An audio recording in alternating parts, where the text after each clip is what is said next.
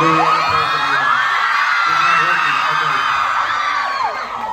think su micrófono no está funcionando, por favor, échenme. A ver. Perfect, it worked. Vamos a sentarnos, por favor. Sí, les pedimos, por favor, vamos a sentarnos. No vamos a empezar hasta que no estén sentados todos, por favor. Igual vamos a comenzar esta plática, de verdad hay que tener para que podamos tener el Q&A. Hi guys, again, welcome to Mexico. We are really excited to be here with you and having this premiere that I think Mexico has been really excited for you coming. So are you ready for the Mexican audience to watch it? Do you know what? I wasn't ready for that reception. That reception was absolutely unbelievable. Yeah, let me take this an opportunity to just say thank you. To pull something off on this level, could not do it without you all, so thank you, thank you, thank you.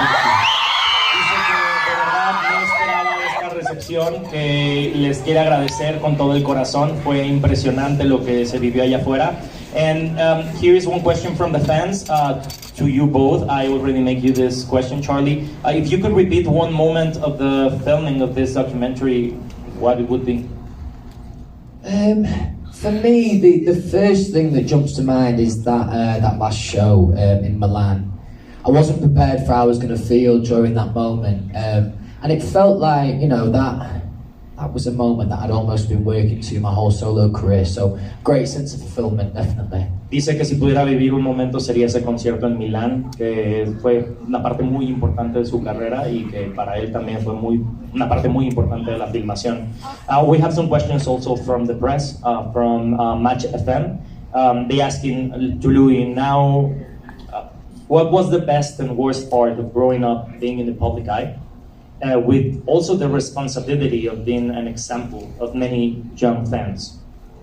Yeah, I mean, there's definitely a responsibility that comes with that, but I think, you know, I've always tried to carry myself with my imperfections as well, because I think that's kind of important, you know.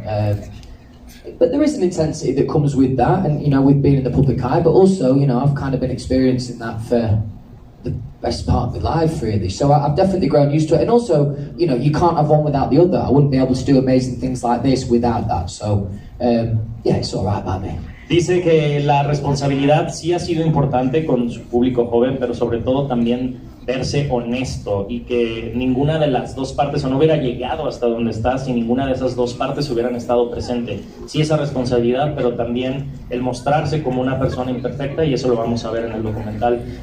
There is another question from the press, from Multimedios. Is asking for you both, how complicated was it to open your life, Louis, in front of the cameras, showing the best and the worst moments of your life? And for you, Charlie, what was the most difficult moment to film? Well, I'll start. You know, I've always kind of, especially kind of the way that we start with One Direction, I've always kind of been surrounded by cameras. So, you know, there's an element of kind of being comfortable in that environment anyway. But I think it's a testament to mine and Charlie's relationship, the film that we've made, definitely. Because as I've said before, you've got to have, for me, the artist, you've got to have a lot of trust with the guy behind the camera, definitely. Over to you, Charlie. Voy a traducir, I'm going to translate first this one, que siempre desde la época de One Direction estuvo rodeado de las cámaras, pero que lo más importante es obviamente saber y tener esa confianza de quién está detrás de la cámara, y pues eso es lo que encontró con Charlie. Charlie. Yeah, it was just, I mean, again, like we said, it was everything that we did with the film it just happened very naturally. Nothing was forced, and nothing was sort of, but also nothing was off the table, you know, so we could film, we talked about shooting everything, and then at the end talking about what maybe would work or didn't work, but it was never a case of you can't shoot anything or you can't have that in there. But also it's also been sensitive to what you're shooting. I always say the skill is knowing when not to film, you know. Dice Charlie que los momentos más difíciles al final del día era saber cuándo filmar y cuándo no, porque nunca nada estuvo fuera de la mesa, o sea, siempre había una posibilidad de la conversación abierta para decir puedes filmar todo, ¿no? Entonces que la dificultad vino justo de tener esa línea en donde saber filmar o no este momento que era tan íntimo. Now this one is from the fans. Louis, talking about difficult times, what's your biggest inspiration to deal on those bad days? I think family and being lucky enough to, you know, have good people around me in general. you know, I've never really struggled to see the glass half full. I've always had quite a positive outlook, but I think that's my upbringing and down to my family, I'd say. Que nunca le ha dificultado ver el vaso medio lleno, medio vacío, pero que al final todo se centra en la familia y que eso es lo que a él le hace, como la pregunta que le hice, pasar los momentos difíciles. Now we have one from the press. From El Sol de México, Luis, how complicated was it to defend your own musical proposal and find your true identity? Say the start of that again, I missed that. How complicated was it to defend your own musical proposal and find your true identity? Well, yeah, it was tough at first, but it's as much a battle against yourself as it is everyone else. That, you know, of course, there's a lot of opinions in a job like this, but you're also in a bit of a battle with yourself and working out, you know, what you can do as an artist and being brave enough to do exactly what you want to do, I suppose. Obviamente lidiar con lo de afuera, pero al final viene ignorar eso y la batalla verdadera es contigo mismo, es con conocer tus límites y saber cómo vencerlos. We have another one. What is another one actually for Charlie? So what is that you really hope fans and audience members learn from you? Sorry, I formulated that wrong. So what is that you really hope fan and audience members learn from Louis? I just, like you've gone back before, it's just the honesty of it all, and I think that never giving up and belief, self-belief, and you know, just keep pushing forward. And yeah, I think that it is inspirational in terms of, you know, where we started and where we get to at the end of the film. I think that it's, yeah. Charlie dice que la honestidad, ¿no? Que lo que Louis demuestra y lo que Louis ha logrado, creo que eso es lo que él quiere que ustedes vean en esta cinta. And now, Louis, what do you want people that understand from Charlie's vision? I don't know, that's a funny question. I mean, the whole thing was very collaborative, and I think it's a testament to how good Charlie is at what he does, to be honest. Because, you know, to be an artist and to make a film like this, you're not just trusting the person to be able to share everything with, but also you're trusting them to tell the story of your life, and that's a big responsibility. So, yeah, I think he absolutely smashed it. Cuando confías en alguien como Charlie, al final es justo eso, o sea, es alguien que estás confiando tu vida, ¿no? Y que lo que quiere que se muestre, pues es esa visión que tiene Charlie. Charlie, again, this is a question for you both, actually, from the fans. So, how was working collaboratively between you and balancing your own vision of the documentary? Like we said, I think it all just played out very naturally, and because it was just me, 90% of the film is just me and him, me and the camera, you know. It's not like big executives in an office saying that we're organising this and this week you're going to be doing that. And so I've got an idea in my head of what I sort of want to get and where we want to go, and it's just quite nice because it means that it isn't like, well, we have 2 weeks and you've got to shoot this. You shoot over a longer period of time, and it just happens. You're just along for the ride, as I say. You just have to be aware of just things. When something happens, then you have to then maybe go and shoot something that back that up, say with the fans or whatever, to help tell the story. Obviamente requería un trabajo muy grande de improvisación, de estar cambiando el plan a cada rato, sobre todo siendo un proyecto tan largo, y que sobre todo la mayoría de las escenas que ustedes van a ver en All of Those Voices es el 90% Charlie y Louis juntos en un cuarto. No hay un estudio, no hay todo un equipo de producción, y que eso es lo que él vio como una forma de balancearlo. Louis. Couldn't have thought a bit of myself, to be fair. Que no hay manera, que Charlie lo dijo perfectamente. We have another one from the press. Sopita says, Sopitas is the medium. It sounds weird. Louis, how do you feel the process of the movie have changed your perception of yourself? Sometimes it's hard to give yourself credit when you're ambitious and you're thinking about the next thing, really, and it's hard to kind of take everything in. So for me, I remember the last time that, because, you know, I've watched about 10 different edits, and you watch them with different eyes then. But once it was all signed off, yeah, it was definitely just feeling really proud of where we've come from and where we're at now, definitely.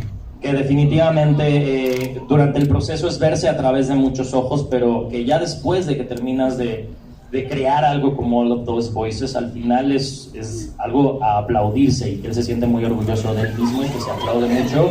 Y I think that, as you said, as you are proud of yourself, I think a lot of the people here is really proud of you, so congratulations. Charlie, you and Louis go back a couple of years from the We Made It music video. So how does the film change your relationship at the end of the day? Well, as I say, we were making those videos and we just got on straight away. But I think that at the end of it, you know, it's that thing of feeling that we made something that I'm really proud of that will last forever, and you know, it's something that we've shared that I'll always have and always watch and always remind me of it all. Están orgullosos de haber creado algo que se va a quedar para toda la carrera de Louis y para quien quiera tener un mensaje como el que la película presenta. I think we have one more question. I don't know. Do we have time for one more question? Louis, why did you choose Mexico as one of the places to premiere your movie? And this was also from the fans. Yeah, I think it's pretty evident, you know, looking at the reception outside and to be able to pull off something of this size, it was important that, you know, you guys felt included in this, definitely, because, you know, it holds a very special place in my heart, it really does, both from One Direction days to, you know, now me being out on my own, so, yeah, it was kind of an obvious choice for me.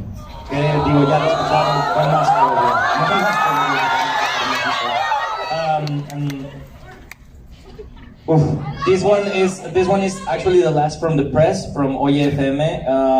Louis, you had the chance to become a professional football player, but you choose the musical career. Looking back from that day, and looking at this, I think it's obvious the answer, but was it the right decision? Well, I definitely think I could have played for my country, to be fair, so that would have been nice. But no, I mean, music is definitely where I feel most comfortable, definitely. Que pudo haber jugado para su país, pero la música es donde se siente más cómodo. As the last question said, I know that Mexico is one of your favorite places, and you went to Los Cabos. How was that trip, and did you find musical inspiration in that trip? For whatever reason, I always find Mexico kind of inspiring musically, definitely. That was a lovely trip. There was a lovely rock bar called Jungle Bar, I think, which was really fun, really good place. Yeah, really good place, great people. Definitivamente México siempre tiene algo con que inspirarse, terminó en la jungla y terminó viviendo experiencias y conociendo a mucha gente. Tanto se subió, creo que un microbús, you went into a bus, a Mexican traditional bus. You did a lot of Mexican stuff here. I did actually, yeah.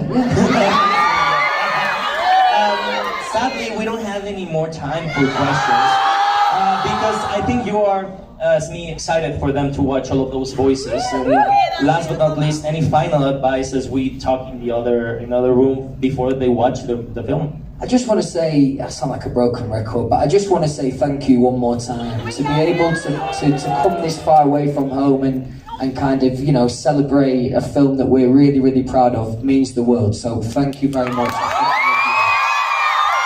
Vamos a darle un fuerte aplauso que se sienta nuestro agradecimiento. Vamos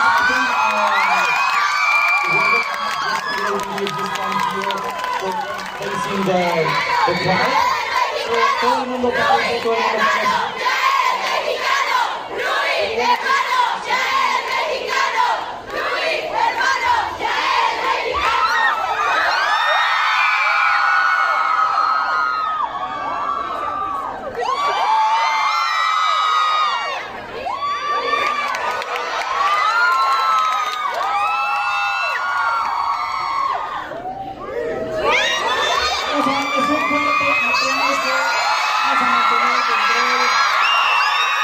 Thank you very much for being here. Have an amazing night.